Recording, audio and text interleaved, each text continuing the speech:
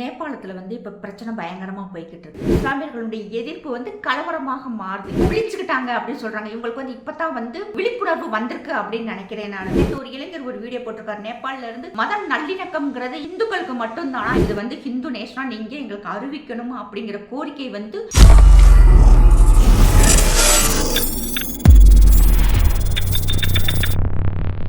மாதரம். சாமானியன் குரல் தேசியவாதிகளுக்கு எனது அன்பான வணக்கங்கள். அனைவருக்கும் ஆடி பெருநாள் வாழ்த்துக்கள். நேபாளத்தில் இப்போ பிரச்சனை பயங்கரமாக போய்கிட்டு இருக்கு. நம்ம நாட்டில் உத்தரகாண்ட், ஹரித்துவார், உத்தரப்பிரதேசம் சுற்றி இருக்கிற அந்த மற்ற மாநிலங்கள் எல்லாத்துலேயுமே பார்த்தோம்னா இது ஷாவன்கா மாதம் அப்படின்னு சொல்கிறாங்க. அப்படின்னா இப்போ நம்ம இதில் இந்த ஆடி மாதம் சொல்கிறோம் இல்லையா, இப்போ நம்ம தமிழ்நாட்டில் அம்மனுக்கு நிறைய கோயில்களில் சிறப்பு பூஜைகள், வழிபாடுகள், திருவிழாக்கள் நடக்குது. அதே மாதிரி வடநாட்டில் இந்த மாதத்தில் வெயில் காலம் முடிஞ்சு குளிர்காலம் ஆரம்பிக்கிறதுல இந்த சமயத்தில் பக்தர்கள் அனைவரும் காலில் செப்பல் இல்லாமல் விரதம் இருந்து பல கிலோமீட்டர் நடந்து போவாங்க. அதாவது புனித ஆறுகளில் புனித நீர் எடுத்துகிட்டு போய் போலேநாத், சங்கர் பாபா, இவங்க நம்ம தமிழ்நாட்டில் சிவன் சொல்கிறோம். அங்கே சிவனுக்கு போலேநாத், சங்கர் பாபா அப்படின்னு சொல்கிறாங்க. அந்த சிவனுக்கு அந்த புனித நீரை ஊற்றி அதை கூல் பண்ணுறாங்க. அதாவது குளிர்விக்கிறாங்க. அதுதான் கரெக்டான வார்த்தை. குளிர்விக்கிறது தான் இந்த மாதத்தினுடைய ஒரு ஸ்பெஷல்னு சொல்லிட்டு காவடி யாத்திரை மிகவும் சிறப்பாக செய்வாங்க. பல கிலோமீட்டர், 300 கிலோமீட்டர், 400 கிலோமீட்டர்லாம் நடந்து விரதம் இருந்து காலில் செருப்பு இல்லாமல் நம்ம தமிழ்நாட்டில் நடந்து போவாங்க இல்லையா, பழனி பாத யாத்திரை. அதே மாதிரி நிறையா போவாங்க. அது மிகவும் பிரபலமானது. அதுக்கு பேர் காவடி யாத்திரை. இதே மாதிரி தான் நேபாளிலையும் நடக்குது. ஒவ்வொரு நாட்டிலையும் பேர்கள் மட்டும் மாறும். அங்கே போலே பம் அப்படின்னு சொல்லிட்டு இந்த ஃபங்க்ஷனுக்கு பேர், இந்த திருவிழா நடக்குது. அங்கே இந்த திருவிழா சமயத்தில் அங்கே இருக்கும் பக்தர்கள் மிகவும் சிறப்பாக கொண்டாடிட்டு வர்றாங்க. வர்ற வழியில் சுன்சாரி டிஸ்ட்ரிக்ட் திவான்கஞ்ச் அப்படிங்கிற ஊருக்கு பக்கத்தில் வரும்போது அந்த பக்கத்தில் இஸ்லாமியர்கள் அதிகமாக வசிக்கக்கூடிய பகுதியில் இஸ்லாமியர்கள் நீங்கள் சத்தம் போடாமல் போங்க, கேகேன்னு சவுண்டு வருது, பாட்டு சவுண்டு இல்லாமல் நீங்கள் அமைதியான முறையில் போங்கன்னு சொல்லும்போது இவங்க அதெல்லாம் முடியாது, நாங்கள் அங்கேருந்து வந்துட்டு இருக்கோம், எல்லோரும் நாங்கள் இப்படி தான் போவோம்னு சொல்லும்போது இந்த எதிர்ப்பு, இஸ்லாமியர்களுடைய எதிர்ப்பு கலவரமாக மாறுது. இந்த கலவரம் ஆன உடனே உங்களுக்கு எல்லாருக்கும் தெரியும், ஒரு ஏதாவது சின்ன பிரச்சனை கூட இஸ்லாமியர்கள் அத்தனை பேர் வேலையை விட்டுட்டு எல்லாரும் ஒரு இடத்துல ஒன்று கூடிடுவாங்க. அதே மாதிரி அங்கேயும் எல்லாரும் ஒன்று கூடியிருக்காங்க. அங்க கூடின இடத்துல 2 சகோதரர்கள் ஓம் பிரகாஷ் அண்ட் ஜெய் பிரகாஷ் அப்படி சொல்லிட்டு 2 பேருமே கல்லால் அடிச்சு கொல்லப்பட்டிருக்காங்க. அதுதான் மிகவும் வருத்தமான விஷயம். இப்போ ஒரு பிரச்சனை வருது, நீங்க அமைதியா போங்கன்னு சொல்லிட்டா பரவாயில்லை, அவங்க கேட்க ஒரு அரை மணி நேரம் இல்லை 1 மணி நேரம் தானே பொறுத்துட்டு போகலாம், இதெல்லாம் ஒரு பெரிய விஷயமுமே இல்லை. அவங்க போகிற வழியில் அவ்வளோ பிஸ்னஸ் நடக்கும், அவ்வளோ ஒரு பொருளாதாரம் மக்களுக்கு கிடைக்குது. இதையெல்லாம் மறந்துட்டு இதை சொல்லவும் என்னன்னா அந்த எதிர்ப்பு கலவரமாக மாறி 2 இளைஞர்கள் சம்பவ இடத்திலேயே உயிர்ந்துடுறாங்க. இந்த பிரச்சனை அதிகமாகவும் காவல்துறை சுட்டதில் ஒரு இளைஞர் சுடப்பட்டு இறந்துடுறாங்க. கிட்டத்தட்ட 3 பேர். இந்த 3 பேருமே பார்த்தோம்னா ஹிந்துக்கள். இந்த ஹிந்துக்கள் இறந்த உடனேவும் அங்கிருந்த அந்த பக்தர்கள் மற்ற பொதுமக்கள் அத்தனை பேருமே ஒன்று சேர்ந்து அந்த இஸ்லாமியர்களை தாக்க ஆரம்பிக்கவும் பிரச்சனை மிகவும் கலவரமாக ஆயிடுது. ஆன உடனே அவங்களுக்கு எல்லாருக்கும் என்ன ஆயிடுதுன்னா, எப்போ பார்த்தாலும் இவங்க நம்மளவே டார்கெட் பண்ணிக்கிட்டு இருக்காங்க அப்படின்னு சொல்லிட்டு இந்த பிரச்சனை மிகப்பெரிய கலவரமாக மாறிடுது. அதுதான் இந்த முக்கியமான விஷயம். இந்த கலவரம் எந்த அளவுக்கு போகுதுன்னா, இஸ்லாமியர்கள் பகுதியில் ஃபுல்லாக சுற்றுல பள்ளிவாசல்கள் இடிக்கப்பட்டிருக்கு, எரிக்கப்பட்டிருக்கு. பள்ளிவாசல்கள் மேலே ஏறி காவி கொடியை வச்சிருக்காங்க. இப்போ காலையில் பார்த்தோம்னா இன்னொரு பள்ளிவாசல் எதை வச்சு இடிச்சாங்கன்னு தெரியல, அப்படி ஃபுல்லாக அப்படி சரிகிற மாதிரி காமிக்கிறாங்க. இப்படி நிறைய விஷயங்கள், குறிப்பாக வீடுகள்லையுமே நம்ம நிறைய வீடியோ பார்த்துருக்கோம். நிறைய கல்லெறிகிறது, செப்பலை தூக்கி எறிகிறது. அதிகமாக பார்த்தோம்னா அந்த டிராவல் பண்ணிக்கிட்டு இருக்க இஸ்லாமியர்கள் ஃபுல்லாக நிப்பாட்டி வீம்புக்கே அடின்னு அடித்து நொறுக்கி அழுறாங்க. இது பார்த்தோம்னா இதுக்கு முன்னாடி இஸ்லாமியர்கள் ஹிந்து சகோதரர்களை அடித்து தான் பார்த்துருக்கோம். இந்த முறை அப்படி தலைகீழாக மாறி இருக்கு. அதுதான் ரொம்ப ஒரு ஆச்சரியமாக இருக்குது. அதில் அவங்க என்ன சொல்கிறாங்க, எப்படி சொல்கிறாங்கன்னா விழிச்சுக்கிட்டாங்க அப்படின்னு சொல்கிறாங்க. இவங்களுக்கு இப்போ தான் ஒரு விழிப்புணர்வு வந்திருக்கு அப்படின்னு நினைக்கிறேன் நான். இப்போ நேற்று நிறைய இளைஞர்கள் நேபாளத்தில் அவங்க வீடியோ போடுறாங்க. இது எங்க நாடு, இது வந்து ஹிந்து தேசம், எங்கள்கிட்ட வந்து இருந்துக்கிட்டு மப்புத்தனம் பண்ணேன்னா அவங்க அந்த வார்த்தை ஹிந்தியில் வரும், நான் அதை தமிழை டிரான்ஸ்லேட் பண்ணி சொல்கிறேன். இப்படிலாம் நீங்கள் பண்ணிக்கிட்டு இருந்தீங்கன்னா உங்களை நொறுக்கி அள்ளிடுவோம் அப்படிங்கிறாங்க. அது வந்து இதுக்கு முன்னாடி நேபாள் இளைஞர்கள் வீடியோ வந்து நான் இந்த அளவுக்கு பார்த்ததே இல்லை. நமக்கும் நேபாளத்துக்கு வந்து நிறைய கனெக்டட் இருக்குது. ஏன்னா நேபாளத்தில் தான் வந்து ராமரனுடைய மனைவி சீதாமா பிறந்த ஊர். அந்த ஊர்லேருந்து ராமர் கோயில் பிறக்கும் போது கிட்டத்தட்ட 5000 சீர்தட்டுகள் கொண்டு வந்தாங்க. அவங்க கொண்டு வந்ததெல்லாம் பார்த்தோம்னா நம்மளாம் மிரண்டுருவோம். அந்த அளவுக்கு ஃபுல்லாக தங்கம், வைரம், ராமருக்கு வந்து செப்பல் முதல் கொண்டு தங்கத்தில் கொண்டு வந்து கோயிலுக்கு வந்து அவங்க காணிக்கையாக கொடுத்தாங்க, எங்களுடைய மருமகன் அப்படின்ட்டு. அப்போ சீதாமா பிறந்த வந்து ஜனக்புரி, அங்கே அது நேபாளில் தான் இருக்குது. அங்கேருந்து வர்ற பக்தர்கள் வந்து ராமர் கோயிலுக்கு அதிகமாக வர்றாங்க. அந்த அளவுக்கு நமக்கும் நேபாளுக்கும் கனெக்ட் இருக்குது. இப்போ இது என்னன்னா, இது வந்து அவங்க ஊர் பிரச்சனை, அவங்க ஊர் பிரச்சனையை அவங்க பார்த்துக்கிடுவாங்க. நல்லதோ கெட்டதோ அவங்களுக்குன்னு சொல்லிட்டு ஒரு பிரதமர் இருக்கார். அந்த பிரதமர் வந்து மத நல்லிணக்கத்தை கடைபிடிங்க. ஃபர்ஸ்ட் டைம் அவர் பிரதமராக இருக்கிறதுனால அவருக்கு வந்து அவ்வளவு அனுபவம் இல்லைன்னு சொல்லப்படுது. அவர் வந்து முடிஞ்ச அளவுக்கு பிரச்சனை வந்து கண்ட்ரோல் பண்ணியிருக்காங்க. நேற்று பார்த்தோம்னா கிட்டத்தட்ட 3-4 மாவட்டத்தில் வந்து ஊரடங்கு உத்தரவு போட்டிருக்காங்க. நிலைமை வந்து ஓரளவுக்கு சமமாக போய்கிட்டு இருக்கு. நேற்று எந்த விதமான அசம்பாவிதமும் நடக்காமல் அமைதியாக தான் போய்கிட்டு இருக்கு.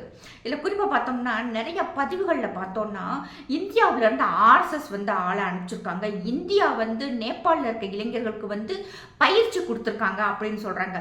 இது என்ன எப்படி சொல்கிறதுன்னா, அதாவது மொட்டை தலைக்கு முழங்காலுக்கும் முடிச்சு போடுவாங்க இல்லையா, அது மாதிரி தெரியுது. ஏன்னா இது அவை நாட்டு பிரச்சனை. இங்கேருந்து பயிற்சி கொடுத்து அங்கே போய் அனுப்புங்கிற அவசியம் இல்லை. அப்படி கொடுக்கறதாக இருந்தால் ஃபர்ஸ்ட் பங்களாதேஷ்ல இருக்க இந்துக்களுக்கு, பங்களாதேஷ்ல இருக்கிற இளைஞர்களுக்கு பயிற்சி கொடுக்கணும். ஏன்னா அங்கதான் பார்த்தோம்னா நம்ம இதெல்லாம் எனக்கு எப்படி சொல்றதுன்னு தெரியல.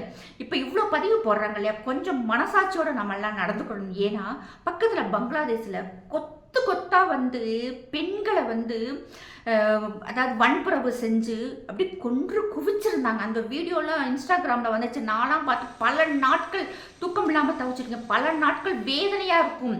ஒரு பெண்ணுன்னு கூட பார்க்காம, குழந்தைன்னு பார்க்காம, வெறி பிடிச்ச மிருகம் மாதிரி அவங்கள அங்கிருந்த இஸ்லாமியர்கள் நடந்துக்கிட்டாங்க.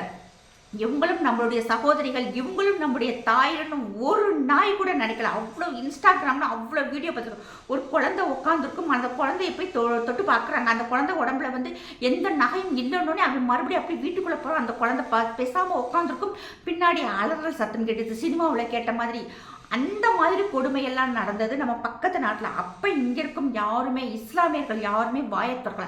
அதே மாதிரி அங்கே நடக்கிறதுக்கு யாரும் வாயை திறக்கிறதுக்கு எந்த விதமான அருகதையும் யாருக்குமே இல்லை. எல்லாருமே வந்து சகோதர சகோதரிகளாக பாவிக்கணும். இப்போ அவங்களுக்கு வந்து நம்ம வந்து எவ்வளவு ஏறி மிதிக்கிறோம். அதில் நேற்று ஒரு இளைஞர் ஒரு வீடியோ போட்டிருக்காரு. நேபாளில் இருந்து மத நல்லிணக்கம்ங்கிறது இந்துக்களுக்கு மட்டும்தானா, ஏன் இஸ்லாமியர்களுக்கு இல்லையா? நீங்கள் ஓட்டுக்காக எதுக்கு நீங்கள் இப்படி பேசுகிறீங்க? எல்லாரும் நீங்கள் சரிசமமாக பார்க்கணும், இல்லாட்டினா நாங்கள் இப்படித்தான் பண்ணுவோம் சொல்லிட்டு அவங்க வந்து வேகத்தில் பேசுகிறாங்க. எல்லார் கையிலும் பார்த்தோம்னா வெறும் கம்பு தான் இருக்குது. இவங்களுக்கு வந்து பயிற்சி கொடுத்துருந்தா கண்டிப்பாக அவங்க கையில் வந்து ஆயுதங்கள் இருந்திருக்கும். எந்த விதமான ஆயுதங்களுமே இல்லை. ஒரு துப்பாக்கி இல்லை, கத்தியோ வேற கடப்பாறையோ எதுவுமே இல்லை. ஆனால் இதே மாதிரி பங்களாதேஷில் கலவரத்தில் நம்ம பார்த்தோம்னா பங்களாதேஷ் இளைஞர்கள்ட்ட அவ்வளவு ஆயுதங்கள் இருந்துச்சு. எப்படி இவங்க கையில் அந்த ஆயுதங்கள்லாம் பார்க்க நமக்கே பயமாடிச்சு. இதெல்லாம் எங்கட ஆர்டர் கொடுத்து செஞ்சுங்கிற மாதிரி அவ்வளோ பயங்கரமான ஆயுதங்களை வந்து பங்களாதேஷ்கள் கையில் வச்சுக்கிட்டு ரொம்பவும் கேவலமாக பேசினாங்க. ஆனால் இன்னைக்கு அந்த நாடு என்ன இருக்குது, சாப்பாட்டு கூட வழி இல்லாமல் பிச்சை எடுத்துக்கிட்டு இருக்காங்க. அவங்களுடைய பிரதமர் நம் நாட்டினுடைய பாதுகாப்பில் இருக்கிறாங்க. இப்போ அதே மாதிரி பார்த்தோம்னா இன்னைக்கு நேபாளில் நடக்குதுன்னா நேபாளுக்குன்னு ஒரு பிரதமர் இருக்காரு. அங்கே இருக்கும் மக்களுக்கு இது நம் நாட்டு பிரச்சனை எப்படி ஹேண்டில் பண்ணணும்னு தெரியும். இதுக்காக போய்கிட்டு இந்தியா இங்கேருந்து வந்து அவங்களுக்கு ட்ரைனிங் கொடுக்குது, RSS ஆள் அனுப்புது, இதெல்லாம் நம்புற மாதிரியா இருக்கு. உண்மையிலே சொல்றேன், RSS வந்து மக்களுக்கு வந்து புரியத்தான் வைப்பாங்களே தவிர எங்கேயுமே கலவரம் பண்ணவே மாட்டாங்க. அதுக்கு பஜ்ரங் தள் பண்ணுவாங்க. நானே ஏற்றுக்கிறேன். பஜ்ரங் தள்ல ஊன்னா டக்குன்னு 1000 பேர் ஒன்று சேர்ந்துருவாங்க. இன்னைக்கு மகாராஷ்டிராவாகட்டும், உத்தரப்பிரதேஷ், மத்திய பிரதேஷ், பீகார், உத்தரகாண்ட் இந்த மாநிலங்களில் வந்து பஜ்ரங் தள் வந்து மிகவும் ஆக்டிவாக இருக்குது. அது 100% உண்மை. நானே சொல்கிறேன். அங்கெல்லாம் வந்து ஒரு விஷயத்த வந்து ஒரு தெய்வங்களையோ இல்லை ஹிந்துக்களையோ ஏதாவது செஞ்சுட்டா வித்தின் செகண்டில் பஜ்ரங் தள் வந்து ஒன்று கூடிடுவாங்க, நொறுக்கி அள்ளிடுவாங்க. அதை நான் ஏற்றுக்கிருவேன். ஆனால் மற்றபடி இந்த ஆர்எஸ்எஸ் வந்து ஆள் அனுப்புறது ட்ரைனிங் கொடுக்குறா நம்பவே முடியாது. அப்படி ட்ரைனிங் கொடுக்குறதா இருந்தால் தயவு செய்து பங்களாதேஷில் இருக்கிற இந்துக்களுக்கு ட்ரைனிங் கொடுங்க. தங்களை தற்காத்துக்கிறது, தங்களை பாதுகாக்கிறதுக்கு உண்டான ஒரு வழிமுறையை அந்த மக்களுக்கு சொல்லிக் கொடுங்கன்னு சொல்லுவேன் நான். இப்போ அங்கே இருக்கும் பிரச்சனையை அந்த மக்கள் பார்த்துக்கிறவங்க. இங்கே நம் நாட்டில் இருக்கிற பிரச்சனை தான் நம்ம பார்க்கணும். அதில் இந்த தீவுக்காரங்க இருக்காங்க, அந்த இலங்கையில் இருக்கிற இஸ்லாமியர்களுடைய திமிர்த்தனத்துல ஒரு அளவே இல்லை. அங்கே இருக்க பதிவுகள் எல்லாம் இங்கே போட்டு இங்கே இருக்கிறவங்களுக்கு இப்போ சேர்ந்து திட்டு விழுந்துக்கிட்டு இருக்கு. ஏன்னா அவங்களுக்கு அறிவே அவ்வளவுதான். அவனே வந்து பிச்சை எடுத்துக்கிட்டு இருக்கான். அந்த பிச்சைக்கார நாயி பதிவு போடுறதுனால இங்கே இருக்க இஸ்லாமியர்கள் சேர்ந்து பேர் கெட்டுக்கிட்டு இருக்கு. உண்மையிலே வந்து மனசாட்சிப்படி நடக்கணும். இதை பார்த்தோம்னா இன்னொன்று, அரபு நாடுகள் எல்லாம் நிறைய லட்சக்கணக்கான நேபாளிகள் வந்து வேலை பார்க்குறாங்க, அரபு நாடுகள் பார்த்துக்கிட்டு இருக்கு அப்படின்னு சொல்றாங்க. இதெல்லாம் படிக்கும்போது சிரிப்பாக தான் இருக்கு. குறிப்பாக பார்த்தோம்னா எல்லா இஸ்லாமிய நாடுகளுமே அரபு நாடுகள் இல்லை. மொத்தமே ஒரு 12-14 தான் வந்து அரபு மொழி பேசும் நாடுகள். மற்ற எல்லாமே பார்த்தோம்னா இஸ்லாத்தை ஏற்றுக்கொண்ட நாடுகள். அரபியர்கள் இஸ்லாத்தை ஏற்றுக்கொண்டவர்கள் இஸ்லாமியர்களை நினைக்கவே மாட்டாங்க. இப்போ குறிப்பாக பார்த்தோம்னா இந்தியர்களை கூட அவங்க நாயின்னு சொல்லுவாங்க. அங்கே இருக்கும் மினிஸ்ட்ரே வந்து நாயின்னு சொன்னது நம்ம எல்லாருக்குமே தெரியும். அதனால அரபியர்கள்லாம் இல்லாட்டி இங்கே மற்றவங்கெல்லாம் வந்து செத்துருவாங்க, அப்படியே பொருளாதாரமே சரிஞ்சிருங்கிற அளவு பொருளாதாரம் எல்லாமே அழிஞ்சிரும் அப்படிங்கிற அளவுக்கு பதிவெல்லாம் பார்க்கும்போது சிரிப்பாக தான் இருக்குது. ஏன்னா இந்த நாட்டில் இல்லாட்டி வேறு அரபு நாடுகள் இல்லாட்டினா வேறு யூரோப் கண்ட்ரிஸ்க்கு எல்லாரும் வேலைக்கு போக போகிறாங்க. எங்கே நடந்தாலுமே வந்து அரபியர்கள் கண்டுக்கிறவே மாட்டாங்க. அவை வேலை அவை நாடு, அந்த நாட்டில் இருக்கிற ஒரு 50 லட்சம் மக்களா 10 லட்சம் மக்களா அவங்கள மட்டும் பாதுகாக்கிறது அவங்க கண்ணும் கருத்துமாக இருப்பாங்களே தவிர மற்ற நாடுகளில் என்ன ஆனாலும் அவங்க கண்டுக்கிறவே மாட்டாங்க. ஈரானில் போர் நடக்குது இன்னைக்கு வரைக்கும். அப்படியே அதாவது எப்படி சொல்கிறதுனா பதுங்கி அவன்பாட்டுக்கு கம்முன்னு உட்காந்துருக்காங்க. அதே மாதிரி பார்த்தோம்னா இஸ்ரேலு காசாவையும் பாலஸ்தீனத்தையும் வருஷக்கணக்கில் அடிச்சு நொறுக்கிக்கிட்டுறாங்க. ஒரு வாய் கூட திறக்கல. வேணும்னா அந்த இஸ்லாமிய கூட்டமைப்புகள்ல ஒன்னா கூடி வேண்டாம் ஒரு தீர்மானம் வேண்டாம் போட்டுக்கிற முடியும், அவ்வளவுதான் முடியும். மற்றபடி எதுவுமே செய்ய முடியாது. ஏன்னா டிசிஷன் மேக்கிங் இடத்துல அரபிய நாடுகள் இல்லை, இஸ்லாமிய நாடுகள் இல்லை. அதுதான் உண்மை. சும்மா பெட்ரோல் இருக்கு, இன்னும் எத்தனை நாளைக்கு இருக்க போகுது இது அவங்களுக்குமே தெரியுமா. அதனாலதான் இன்னைக்கு அவங்க வந்து நிறைய ரீஃபார்ம் பண்ணிக்கிட்டு இருக்காங்க. மத ரீதியாகவும் நிறைய ரீஃபார்ம் பண்ணிட்டாங்க. கிட்டத்தட்ட 5000க்கும் மேற்பட்ட ஹதீஸ்களை வந்து சவுதி இளவரசர் முகமது பின் சல்மான் அவர்கள் வந்து 5000க்கும் மேற்பட்ட ஹதீஸ்களை வந்து பேன் பண்ணியிருக்காரு. நிறைய மாற்றங்களை அந்த மக்கள்கிட்ட கொண்டு வந்திருக்காரு. அங்கே நாட்டிலையுமே பார்த்தோம்னா நிறைய பில்டிங்கள், அதாவது நபி ஸல்லல்லாஹு அலைஹி வஸல்லம் குடும்பத்தினர் அடக்க ஸ்தலத்தை ஃபுல்லாகவே இடிச்சுட்டு டாய்லெட் கட்டியிருக்காரு, பஸ் ஸ்டாண்டு கட்டியிருக்காரு, கார் பார்க்கிங் கட்டியிருக்காங்க. இதெல்லாமே பார்த்தோம்னா அவங்களாம் இல்லை ரொம்ப சாதாரணமாக அவங்களாம் கடந்து போயிட்டாங்க. அதனால் வந்து அங்கே இங்கே நடக்கிற இஸ்லாமியர்களுக்கு ஒன்றுன்னா அரபியர்கள் துடிப்பாங்கங்கிறது எல்லாமே வந்து கேலி குத்தான விஷயம். அவங்க கண்டுக்கிறவே மாட்டாங்க. அவை நாடு அவை மக்கள் அவ்வளோதான் வந்து அரபியர்கள் இருப்பாங்க. இஸ்லாமிய கூட்டமைப்புகள் எல்லாம் ஒன்று சேர்ந்து கும்மி அடித்து ஒரு தீர்மானம் வேண்டாம் நிறைவேற்றுவாங்களே தவிர மற்றபடி அவங்களால எதுவுமே செய்யவே முடியாது. ஏன்னா அந்த அளவுக்கு வந்து அமெரிக்கா, சைனா, ரஷ்யா, இப்போ இந்தியா இது எல்லாமே இப்போ ஸ்ட்ராங் ஆகிக்கிட்டு இருக்கு. இப்போ மோடியை சொன்னால் போர் நிற்கும் சொல்லிட்டு ஈரான் வந்து புலம்பிக்கிட்டு கிடந்துச்சு. நல்ல வேலை நம்முடைய பாரத பிரதமர் வந்து எந்த வாயுமே திறக்கலை. ஏன்னா இவங்கள்ட்ட அந்த பணம் இருக்குங்கிற திமிரை வச்சுட்டு தான் நிறைய ஆட்டம் போட்டாங்க. இப்போ அது வந்து படிப்படியாக இப்போ குறைஞ்சிக்கிட்டே இருக்குது. நேபாளத்தில் கலவரம் நடக்குது. நம்ம நாட்டிலையுமே வந்து காக்ரோச் பார்ட்டின்னு சொல்லி ஒன்று வந்துச்சு. அதையுமே வந்து கண்டம் பண்ணி உட்கார வச்சுட்டாங்க. இல்லை குறிப்பாக பார்த்தோம்னா சுற்றி இருக்கும் நம் நாட்டுக்கு பக்கத்து நாடுகள் எல்லாமே பாருங்கள், ஸ்ரீலங்காவாகட்டும், பங்களாதேஷ், பாகிஸ்தான், நேபாள், இவங்க எல்லாமே வந்து அந்த ஜென்சிகளை வச்சு பிரச்சனை பண்ணி அவங்க நாட்டில் ஒரு ஆட்சி மாற்றத்தை கொண்டு வந்து இன்னைக்கு அந்த ஆட்சிக்கு மாற்றம் ஏற்பட்டுமே வந்து தகுதியில்லாத நபர்களை உட்கார வச்சு கஞ்சிக்கு செத்துக்கிட்டு உட்காந்துருக்காங்க. இதில் குறிப்பாக பார்த்தோம்னா பாகிஸ்தான் அவை நாட்டில் அவ்வளோ பிரச்சனை இருக்கு. ஒரு நாளா பிரிச்சோம்னா கைபர் பக்துன்வா அந்த ஏரியாவில் வந்து ஃபுல்லாக ஆப்கானுடைய ஆக்கிரமிப்பு அதிகமாகி அவங்ககிட்ட அடி வாங்கிக்கிட்டு இருக்காங்க. அது மட்டும் இல்லாமல் அவங்களுடைய பிஓகே மக்கள் இன்னைக்கு அப்படி பொங்கி எழுந்து நாங்களை வந்து இந்தியா கூட சேரணும் அப்படின்னு சொல்லிட்டு துடிச்சுக்கிட்டு இருக்கிறாங்க. ராஜ்நாத் சிங் அவர்கள் சொன்னார், அடிச்சு நொறுக்கி அள்ளிடும், என்னைக்கு வேண்டாலும் பிஓகே எங்கள் கூட சேரும்னு சொன்னார். இப்போ அந்த லெவல் எப்போ வேண்டாலும் கேட்டை திறந்தா போதும் தாவி வந்துடுற மாதிரி அவங்க அப்படி பொறுத்து போய் இருக்கிறாங்க. அது மட்டும் இல்லாமல் பழுச்சு மக்கள், அவை நாட்டு மக்கள், அவங்க நாட்டு இராணுவமே அடி வாங்கி சாகுறாங்க. ஒரு நாடு 40 பிரிஞ்சு கிடக்கு. ஆனால் இங்கே நம்ம நாட்டில் 28 மாநிலத்தில் எல்லாரும் சகோதரிகளாக நம்ம வாழ்ந்துகிட்டு இருக்கோம். இதில் வந்து பார்த்தோன்னா அந்த சிஜேபி கட்சி வந்து ரொம்ப தூக்கி பிடிக்கிறவங்களுக்கு ஒன்னே ஒன்று நான் சொல்கிறேன், நீ எந்த ஜாதியாக இரு, எந்த மதமாக இரு, ஆனால் நம்ம வந்து ஃபஸ்ட்டு வந்து முதல்ல வந்து நம்ம இந்தியர்கள் அதுதான் நமக்கு முக்கியம். இது வந்து நம்மளுடைய வீடு, நம்மளுடைய வீட்டுக்குள்ளே நம்ம பிரச்சனை பண்ணினா கண்டிப்பாக நிம்மதியாக இருக்கவே முடியாது. ஏன்னா பிரச்சனை பண்ணுறது அவன் பாட்டுக்கு போயிடுவான். ஆனால் பாதிக்கப்பட போகிறது சாதாரண மக்கள் தான். ஆனால் இங்கே வந்து அடுத்த நாட்டுக்காரன் நம்ம உள்ளே விட்டோம், அடுத்த நாட்டுக்காரன் பேச்சை கேட்டோம்னா நம்மளும் இன்னைக்கு பாருங்கள், ஸ்பெயினில் கிட்டத்தட்ட 70,000 அகதிகள் வந்து உள்ளே நுழைஞ்சு அங்கே கலவரம் ஏற்பட்டு கடைசியில் அங்கே திங்க சாப்பாடு இல்லைன்ட்டு 45,000 பேர் திரும்ப போய் அதில் ஒரு 60-70 பேர் கடலில் விழுந்து செத்துருக்காங்க.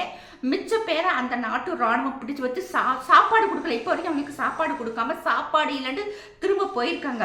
அத்துமீறி அடுத்த நாட்டுக்குள்ள நுழையிறது யாருன்னா இஸ்லாமியர்கள் தான். அதிகமாக ஊடுருவக்காரர்கள் யாருன்னு பார்த்தோம்னா இஸ்லாமியர்கள் தான். எங்கே பார்த்தாலும் மதக்கலவரம் யார் பண்ணுறாங்க? ஃபுல்லாக இஸ்லாமியர்கள் தான். பிரிட்டிஷில், இங்கிலாந்தில் பார்த்தோம்னா, லண்டனில் நம்ம எல்லாருக்குமே தெரியும் குரு கேங்கிங் அப்படின்னு சொல்லிட்டு ஒரு கேங் அங்கே இருக்கும். சின்ன குழந்தைகள் கிட்டத்தட்ட 2-5 லட்சம் சிறுமிகளை வந்து கற்பழிச்சிருக்காங்க. பூரா பாகிஸ்தான் இஸ்லாமியர்கள். இப்படி எங்கேயுமே அமைதி இல்லாத ஒரு சூழ்நிலையை உருவாக்குறவங்க ஃபுல்லாகவே இஸ்லாமியர்கள் அப்படிங்கிற ஒரு பேர் வந்து உருவாகியிருக்கு. இதுலேருந்து வெளியே வரணும்னா இங்கே இருக்கும் இந்திய இஸ்லாமியர்கள் ஃபஸ்ட்டு வந்து நம்ம நாட்டுப்பற்றோடு இருந்தால் மட்டும்தான் இதுலேருந்து நம்ம தப்பிக்க முடியும். இல்லை அவங்களுக்கு இன்னும் நம்ம முட்டு கொடுத்துக்கிட்டு இருந்தோம்னா நேபாளத்தில் அடி வாங்கின மாதிரி இங்கே அடி வாங்குறதுக்கு உண்டான வாய்ப்புகள் அதிகமாக இருக்குது. ஏன்னா இன்றைக்கி நிறைய பதிவுகள் வந்து வித்தியாசமாக வர ஆரம்பிச்சிருச்சு. ஏன்னா இப்போ அவங்களுக்கு எல்லாருக்குமே வந்து இது நம்ம நாடு, எப்படா நம்ம ஹிந்து நாடாக மாற்றணும் அப்படின்னு சொல்லிட்டு எல்லாருக்குமே வந்து ஒரு அவேர்னஸ் வந்துருச்சு. வடநாட்டு பக்கம் ஃபுல்லாகவே சொல்லிட்டாங்க. அடுத்து எப்போ யோகி வர்றாரோ, யோகி ஆதித்யநாத் வந்த உடனே இது ஃபஸ்ட்டு அவர் செய்ய வேண்டிய வேலை, இதை வந்து ஹிந்து நேஷனாக நீங்கள் எங்களுக்கு அறிவிக்கணும் அப்படிங்கிற கோரிக்கை வந்து நிறைய மக்கள்கிட்ட வந்து வளர்த்துக்கிட்டு இருக்குது. அதனால் ஆகும் அரபி இல்லாட்டி நம்மளா பிச்சை எடுக்கணுங்கிற மாதிரி பதிவுகள்லாம் போடாதீங்க. நம்ம இல்லாட்டினா தான் அவங்க கஞ்சிக்கு இல்லாமல் செத்து போயிடுவாங்க. அதனால முதல்ல நம்ம நாட்டை நம்ம நேசிக்கணும். கூட இருக்கணும் அத்தனை பேர் நம்முடைய சகோதர சகோதரிங்கிற ஒரு மனநிலைக்கு நம்ம எல்லாருமே மாறணும். எல்லாருமே நான் சொல்கிறேன், நம்ம எந்த மதமாக இருந்தாலும் சரி, எந்த கட்சிக்காரங்களாக இருந்தாலும் சரி, நமக்கு ஒரு சரியான துரதிர்ஷ்டம் என்னன்னா நாட்டை நேசிக்கக்கூடிய எதிர்கட்சிகள் நமக்கு ஒன்று கூட இல்லை. பாஜக ஆளுங்கட்சியாக இருந்தாலும் சுற்றி இருக்கிற அந்த புள்ளி வச்ச கூட்டணியில் இருக்கிற அத்தனை எதிர்கட்சியுமே வந்து தேசப்பற்று இல்லாத கட்சிகள் தான்.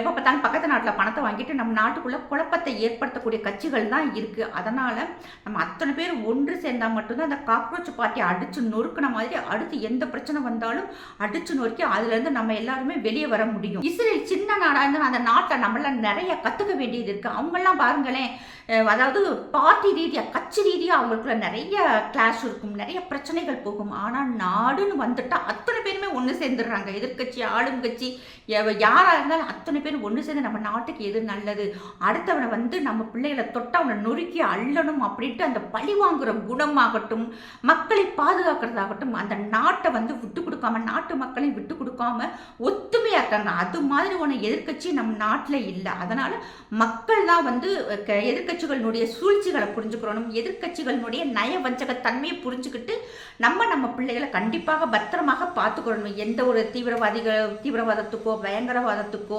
மூளை செலவிகளுக்கு ஆட்படுத்தக்கூடாது. அதே மாதிரி நிறைய இந்த இன்ஸ்டாகிராம் பிள்ளைகள் நிறைய பார்க்குறாங்க. எதை பார்க்கணும் எதை பார்க்கக்கூடாதுன்னு பிள்ளைகளுக்கு வந்து நம்ம நிறைய சொல்லிக் கொடுக்கணும். எல்லா குழந்தைகள், ஆண் குழந்தை பெண் குழந்தை எல்லாத்துக்கும் நம்ம தான் சொல்லிக் கொடுத்து அவங்களுக்கு வந்து ஒரு புரிதலை ஏற்படுத்தணுங்கிறது தான் எல்லாருடைய எண்ணமுமாகவே இருக்குது. ஜெய் ஹிந்த், ஜெய் பாரத்.